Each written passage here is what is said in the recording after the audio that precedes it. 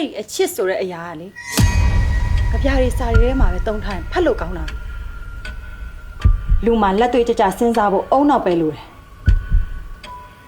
ဒီချိန်ဆိုနေတိတ်ကိုပြောနေမှာပေါ့နော်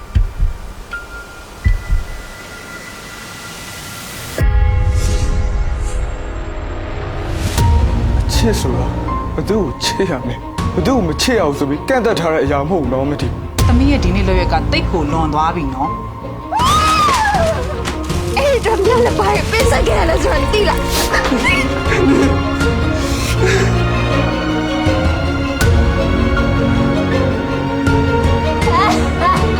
ငါယုံကြည်ခဲ့တဲ့မြတ်လေးအခုပဲသိတော့ဟဲ့မဒီမင်းစလည်းညလည်းဒီတမမြင်စေရပါမ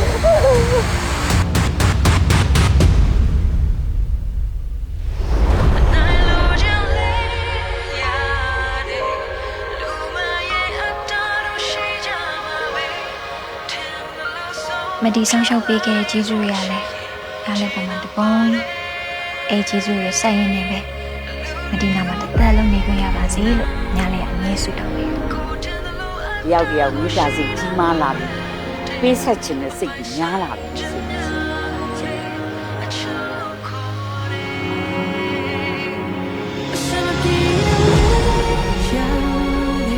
ဒီမှာလေဒီတော့ချင်းနေပြီချင်းနေ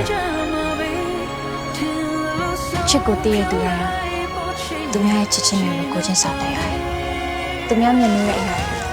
ဘယ်မှပြည့်စုံမလို့ဒါရီဟာငါတို့မျိုးဆက်စားလက်ဆက်တော့လာတယ်ဒီဘက်ကမဆုံးဘူးမပိုင်ဆိုင်ကြများမို့လေအချစ်လို့ခေါ်တယ်မပိုင်ဆိုင်